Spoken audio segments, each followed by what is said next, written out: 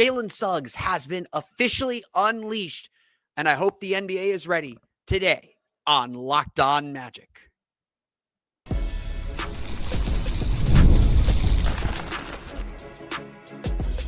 You are Locked On Magic, your daily Orlando Magic podcast, part of the Locked On Podcast Network, your team every day.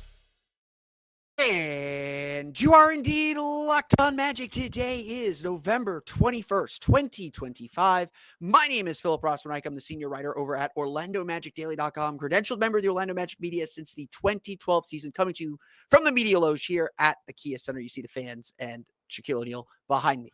On today's episode of Locked On Magic, Jalen Suggs is officially unleashed. The minute restriction appears to be gone, and we saw the Jalen Suggs that dominates teams, causes the right kind of chaos, and completely obliterates teams that are not prepared for him. Why Jalen Suggs was the difference in a 129-101 win over the LA Clippers, and how the Magic nearly set a record for fast break points. We'll talk about that and the Magic's pace coming up here in just a moment. First, we want to thank you again for making Locked On Magic part of your day every day, no matter when you listen to us, whether it's first thing in the morning, whether it's right when we upload. We truly appreciate you making Locked On Magic part of your day every day. You can make Locked On Magic even bigger part of your day by being one of our Orlando Magic dailies. That means you listen every day. You're an everydayer. You listen 5 days a week. You listen on the weekends when we do weekend episodes like we will this weekend. You listen, we're part of your regular rotation. You listen to us first in the morning. We truly appreciate all of you who make Locked On Magic and the Locked On Magic community so great, and we appreciate all of you for helping make the Locked On Podcast Network the #1 sports podcast network. It's all part of Locked On Podcast Network, your team every day. Jamal Mosley has always described Jalen Suggs as the quote-unquote head of the snake. He is the guy who sets the tone and sets kind of the baseline for what this team is able to do and what they're capable of doing. He is the guy that creates all the energy plays that just lift everybody up. We know this. We've watched him now for the last 4 years. This is his 5th season.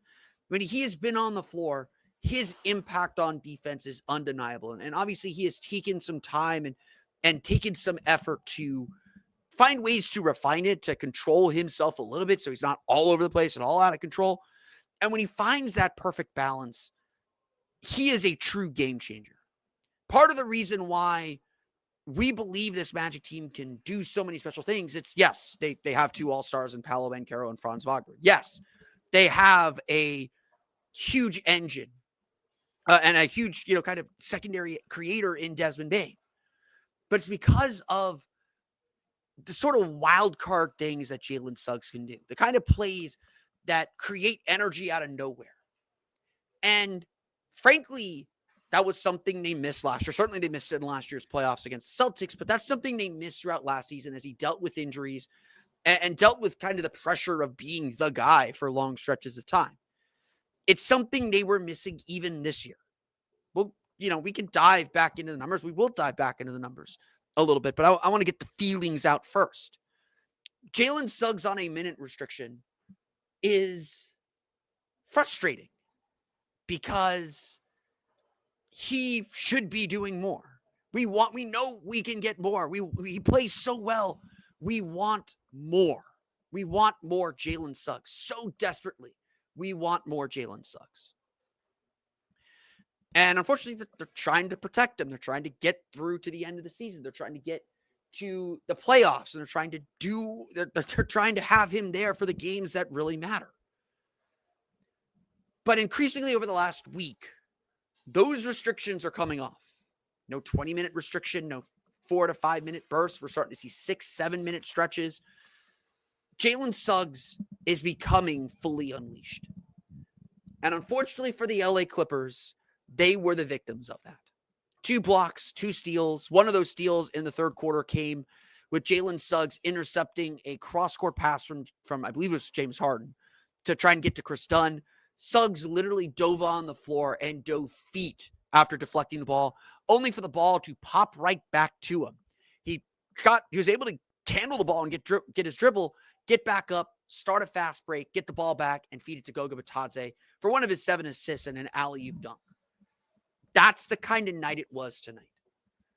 And very, very clearly, Jalen Suggs is the kind of player that can dramatically change games. And it can be somehow different each game and somehow different from play to play, but he can do it all. Suggs was the player of the night. Just no way around it. 23 points, 8 for 15 shooting, 5 for 9 from 3, 7 assists, did have 3 turnovers, did have 2 blocks, did have 2 steals. He was everywhere. And when the Magic needed baskets, when the Magic needed shots, when the Magic just needed someone that was just going to be kind of cold-blooded, it was Jalen Suggs. This is who he is. And we know that. If you watch the Magic, if you're new to the Magic, this is who he is. If you watch the Magic, you know this is who he is. This is the kind of attention and the kind of intensity he brings to the game. You have no choice but to try and match his intensity, because if this guy is willing to dive 4 or 5 feet down the line to get a loose ball, to start a fast break, if he's willing to do that, you better be willing to do that. And Jalen Suggs admitted he is trying to learn how to meter this out a little bit better. He is trying to learn how to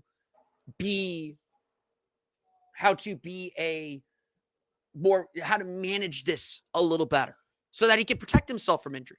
He said after the game that he watched Drew Holiday and Alex Caruso to see how they measure themselves and pick their spots to be chaotic. I'm sure some of the chaos in this game came because Suggs was a little frustrated with a call or frustrated with a missed shot, and he just kind of freelanced and went after a steal. But Jalen Suggs is so impactful, he can make those decisions. Jalen Suggs is so impactful that when he decides to do that, it's over for the other team, especially a team that, frankly, is as overmatched as this Clippers team was. Orlando beats a lot of teams, and they can beat a lot of teams simply on the will of a player like Jalen Suggs. And I apologize, I'm moving in and out of the light here. They can win and beat a lot of teams based on this. And really, all we've been waiting for is more.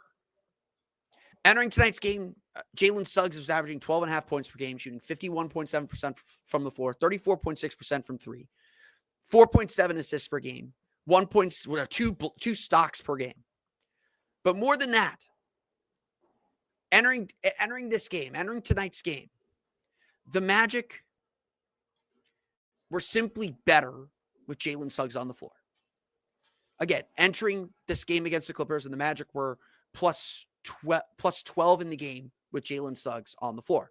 This is including tonight's game now. Since NBA.com's updated stats. The Magic had a plus 17.2 net rating with Suggs on the floor. The next closest player is Tristan da Silva at 12.6. They have a 119.5 offensive rating that is nearly 5 points per 100 possessions better than their average, and a 102.3 defensive rating that is more than 9 points per 100 possessions better than their average. The Magic just are a different team with Suggs on the floor. He gives them the spacing that they desperately needed. He is, I know I screamed this all summer that before Paolo's injury, Jalen Suggs was on track to be this elite 3-and-D player, and we are seeing that, and maybe not elite, but we are seeing that more and more, where he is a capable high-volume shooter who's going to hunt for threes. In this game, the Magic had a 91.7 defensive rating with Suggs on the floor. 91.7. Magic shut down the Clippers, by the way. 96.2 defensive rating. This was a slaughter. This was a slaughter. We'll talk about how off the Clippers look, and I would urge you to listen to Locked On Clippers for more debate on that. The point is, Jalen Suggs is a huge difference maker. I've cited these numbers before. This isn't anything new. But you see it, you feel it, and if the Magic are going to be a championship level team, if the Magic are going to win a playoff series, get to the Eastern Conference Finals, sneak into the NBA Finals this year, which is still very much in play, it's going to be because of efforts like this from Jalen Suggs.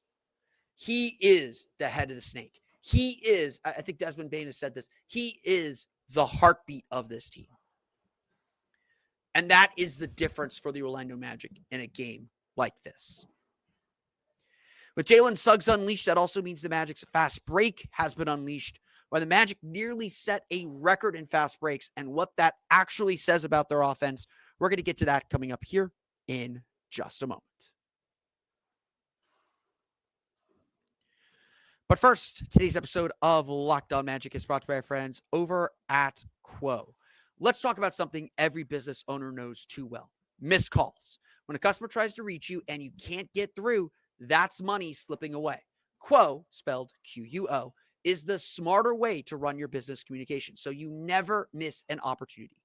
Quo is the #1 business phone system built for 2025, not 1995. It's simple, modern, and designed to help you communicate faster, look more professional, and stay connected wherever you're working. I love that Quo works right from an app on your phone or computer, so there's no extra devices or clunky landlines. Your whole team can share one number and collaborate on calls and texts like a shared inbox, which means customers get help faster. Their built-in AI is a game changer, logging your calls, writing your summaries, and even setting up follow-ups automatically. Try Quo for free at quo.com/lockedonnba. That's Quo, QUO.com/lockedonnba. And yes, you can even keep your existing number. Quo, no missed calls, no missed customers. Today's episode of Locked On Magic is also brought to you by our friends over at DoorDash. The NBA season is heating up. It's been a crazy NBA season so far, and DoorDash has found the perfect way to keep fans in their bag all season long. Whether you're watching for the highlights, your fantasy team, or just your favorite player, DoorDash makes every game night even better. DoorDash is the official on-demand delivery platform of the NBA, and they are celebrating with something called the bag drop. Every time an NBA player scores 50 points in a game, DoorDash drops 50% off your order with Dash Pass the next day. And you're automatically entered for a chance to win the ultimate fan bag. We're talking player-inspired drip, exclusive gear, and stuff you'll actually want. Like, not just food, it's snacks, drinks, headphones, ice, even socks, all delivered. DoorDash has you covered for late night highlights, last minute watch parties, and double overtime fuel ups. So next time someone goes off for 50, use promo code NBA50 the next day to get 50% off on DoorDash with Dash Pass. Plus, your shot at the bag drop. Dash Pass members only, 50% off up to $10 a day after a 50-point game with promo code. Terms apply. No purchase necessary. Ends April 13th. Open to U.S. residents 21 or older. Visit DoorDashInYourBag.com for full details. DoorDash in your bag all season long.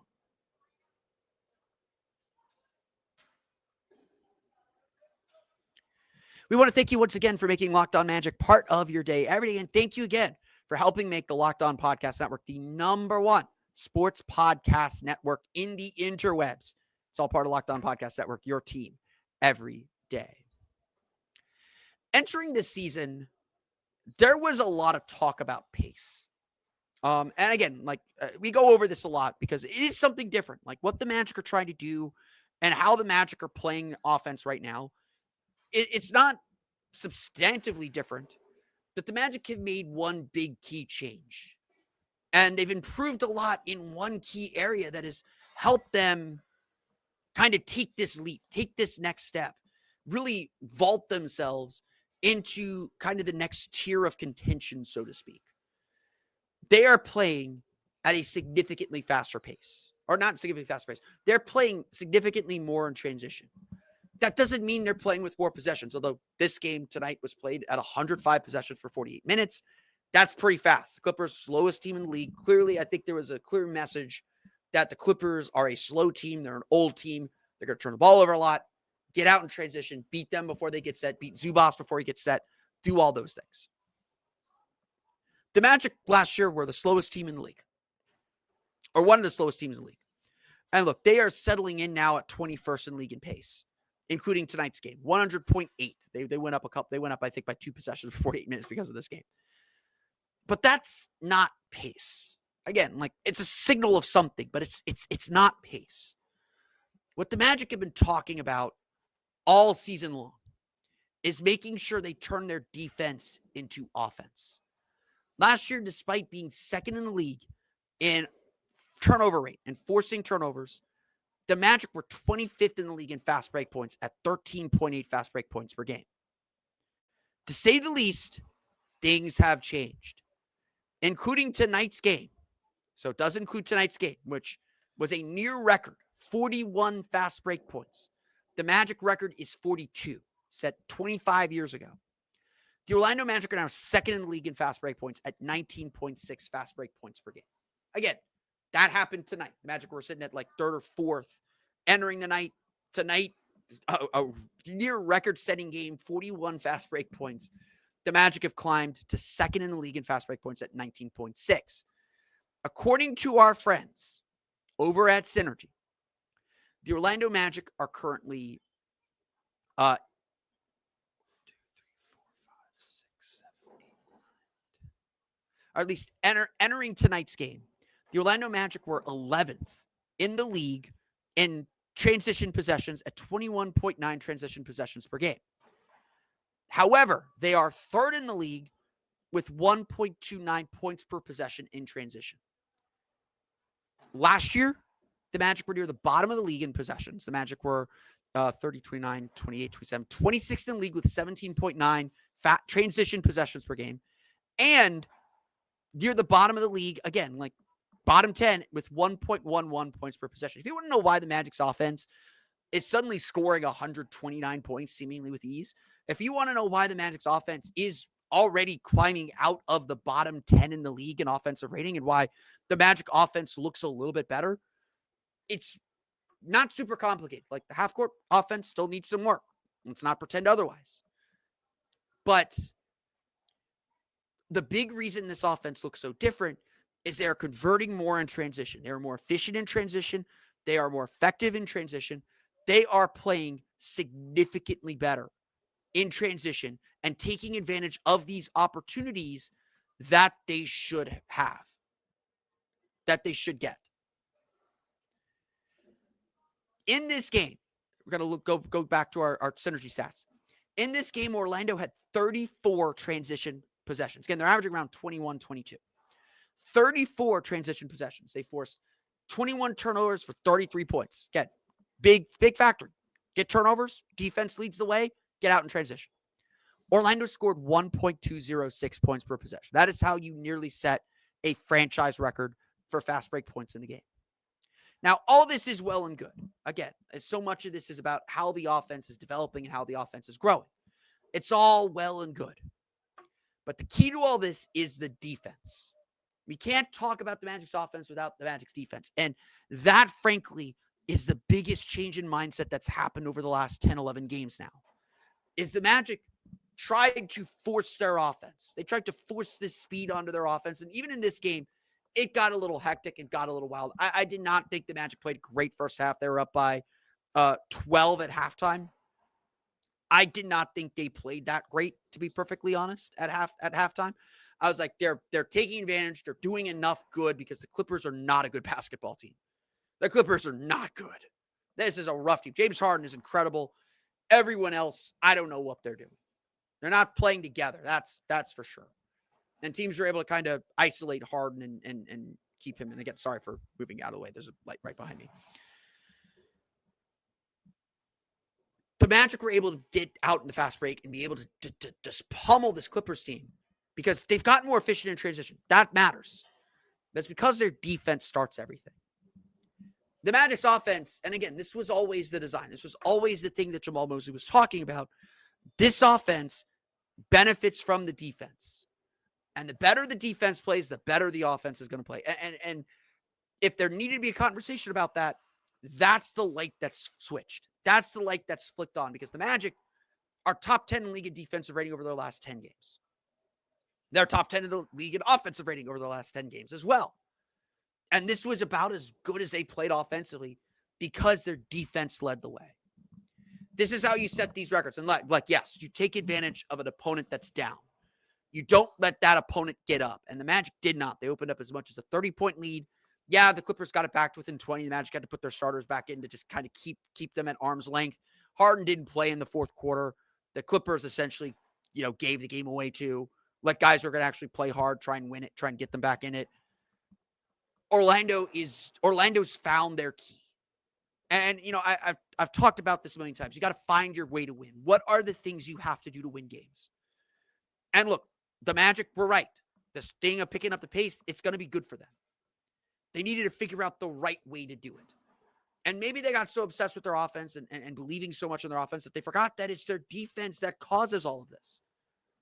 Well, their defense is turned on. Their defense is working. Their defense is delivering. And that's why the Magic are where they are. Winners of 8 of their last 11, 2 games over 500 at 9-7, looking very much like the team that everyone believed they could be. And so there will be a lot more work to do, but the Magic are certainly on the right path with the way that their offense is moving and how fast it is getting downhill. Let's go through the final box score then, as we do for every Magic game. We'll get to that coming up here in just a moment.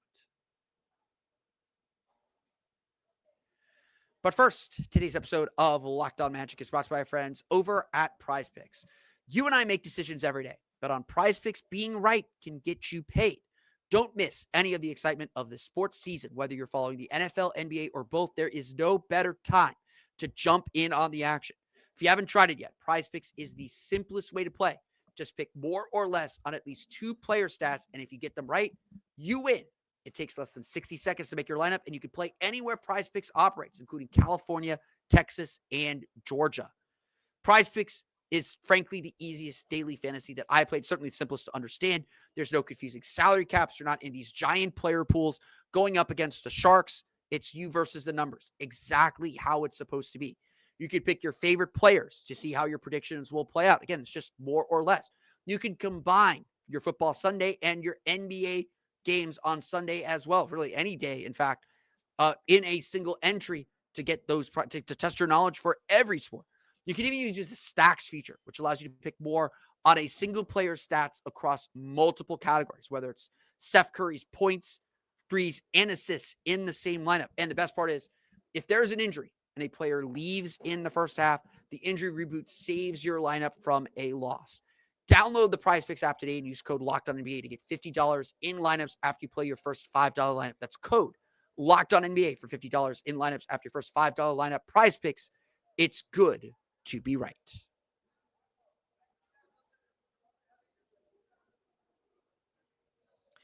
Let's run through the final box scores. The Orlando Magic defeat the LA Clippers 129-101. Again, everything starts with Jalen Suggs. Jalen Suggs was just everywhere in this game, just a really incredible effort from him.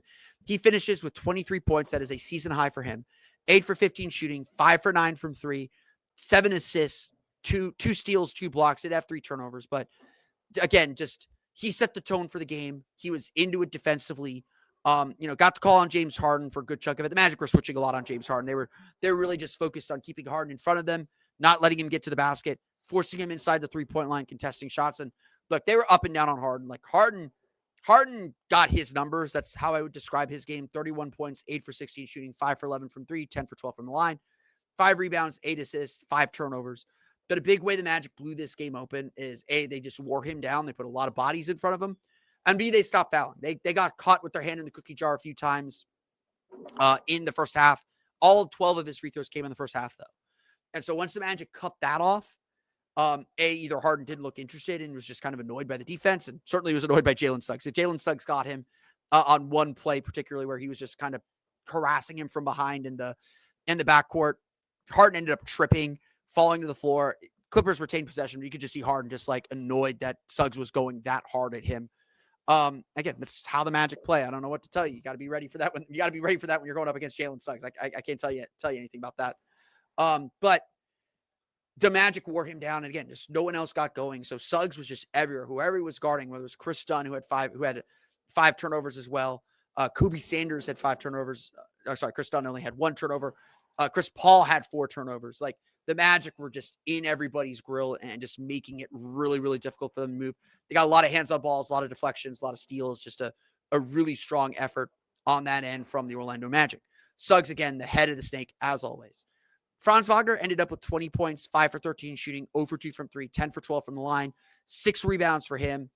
Franz really struggled. I think a reason why the Magic struggled so much at the beginning of the game was just that they were trying to figure out what to do with the Ivica Zubac. And look, Zubac is a big dude, just like the Rockets, just a big dude and just takes up a lot of space. And so the Magic's ability to get to the basket, and look, Orlando still had 60 points in the paint, or 50 points in the paint in this game, so they did fine in the end. The 25 for 50, they missed a lot of shots in the paint. Even though the Magic scored 129 points, it had like a 125 offensive rating. I would not categorize this as a good offensive game. And Franz is a perfect reason why.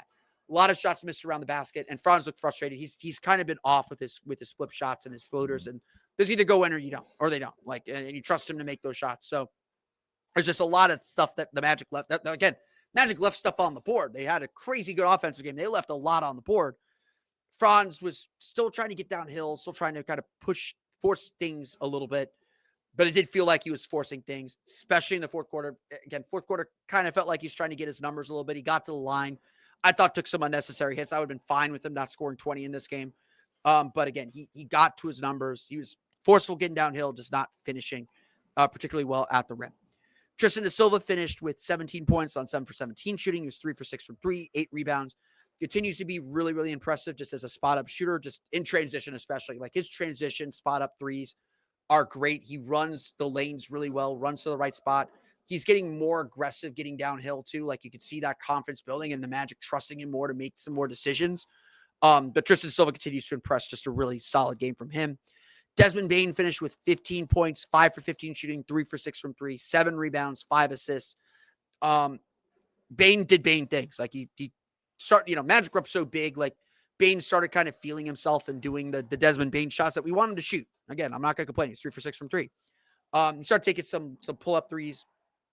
But, like, if the ball swung to him, like, the Magic just have to keep swinging the ball, get it to him, get him open shots, and he's going to make them. And he's starting to, again, these games are becoming more consistent for him. Again, same thing as Franz. Attacks to the basket were a bit of a struggle.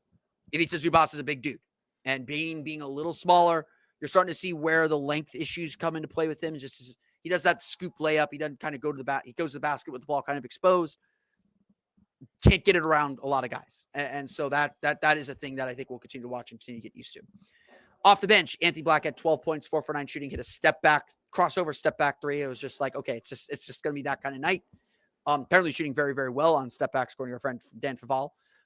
4 rebounds, 4 assists, 4 steals. Again, just hounding people defensively. You thought you were getting a break with Jalen Suggs out. Anthony Black comes in. I thought he played the best on James Harden. Like, again, I've been a little critical of his defense. I don't think he's defended as well as he has in previous games and previous seasons, but this was a good defensive game from AB. AB continues to just do a lot of really small things that add up for him and add up for this team. Goga Batadze, solid 10 points, 3 for 3 shooting, 4 for 4 from the line, 6 rebounds. Jonathan Isaac, 9 points in the first quarter. He had 2 putback dunks and a 3-pointer. 4 for 4, 1 for 1 from 3, 7 rebounds, including 3 offensive rebounds. Again, 2 putback dunks. Isaac was super active, just like everyone else, set the tone defensively early. The Magic were active. They were engaged. They were energetic on defense. So it didn't really matter that their offense wasn't quite all together for a good chunk of the first half. They controlled this game throughout because their defense was leading the way. And that is the most important thing. The defense feeds everything. Jalen Suggs' defense, the fast breaks you get off of your defense. It's all about the defense. And again, the Magic just played really, really, really well. Even Jet Howard. Jet Howard had 8 points on 3 for 3 shooting. Really solid game from Jet. He got real minutes, and he's earning some minutes. Like, I wouldn't trust him guarding anyone that's a real threat right now. And I think he's better defensively, just still makes some little mistakes. But Jet Howard continues to play well and continues to take advantage of the minutes he's getting. So good stuff from him. Orlando shoots 47.9% from the floor. 52.9%, 18 for 34 from 3. They're 21 of 24 from the foul line. A little bit of a struggle to get the line. I don't think they got to the line in the first quarter. 12 offensive rebounds leading to 18 second chance points. They ended up winning that. LA only had 14 second chance points on their 10 offensive rebounds. Orlando won the glass 51-43. Again, a lot of misses on Clipper side, but the Magic really controlled the glass. Ivica Zubac still had 19 rebounds and still had 5 offensive rebounds, a lot of them coming later. I thought Orlando did a great job on Ivica Zubac. He's a big dude. He's missing floaters, just like kind of Franz was. But again, he looks like a shell of what he was last year. And so I want to caveat a lot of this. Like, the Magic played well and they took care of their business like they're supposed to do. But frankly, like, the Clippers look like a tanking team. Like, yeah, James Harden is still super dangerous and you got to pay attention to him. This Clippers team was an absolute mess. Orlando scored at least 3 times off inbound plays, like directly off inbounds, where they just passed it in. The guy got a dunk. Not a shot, a dunk. That to me says it's a team that's disengaged, that's just not on the same page, that doesn't know what they're doing. I would describe the Clippers as 5 individuals and not a team. They're not really working together.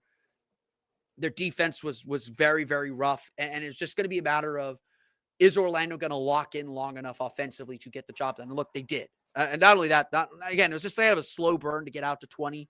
But when the Magic blew this game open in the third quarter, it was like, okay, that's over. Orlando made the adjustments they needed to make, and they blew this game wide open. Listen to our friends at Locked On Clippers. I'm sure they are much more upset about the Clippers play than I am about that. But this is not a good Clippers team right now, and getting Kawhi back is going to help. But this there are deeper problems with that Clippers team. This is not a good team. The Magic took care of their business against a bad team tonight, and I think that's the best way to view it. And again, I'm hope I'm telling some harsh truth to you Clippers fans. I don't think I need to. Like, I remember we were sitting next to Law Murray, like, and I had to turn to him and ask him, like, is this how they've been all year? Like, they're not good. Like I expect the Clippers to be better.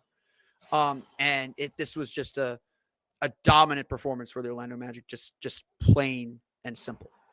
The Orlando Magic defeat the Los Angeles Clippers 129-101. They're back in action Saturday against the New York Knicks. But that's going to do it for me today. I want to thank you all again for listening to today's episode of Locked On Magic. You can, of course, find me on Twitter at PhilipRR_OMD and on Blue Sky at PhilipRR. You can subscribe to the podcast on Apple Podcasts, Stitcher, TuneIn, Himalaya, Google Play, Spotify, Odyssey, and all the fun places to go on the podcast to your podcast-enabled listening device. You can also check us out on YouTube. Just search for Locked On Magic. For the latest on the Orlando Magic, be sure to check out OrlandoMagicDaily.com. You can find us there on Twitter at OMagicDaily. And for even more Orlando Magic content, be sure to check out my Patreon page, the Orlando Magic Hub, at patreon.com/Orlando Magic Hub. As always, thank you for your support.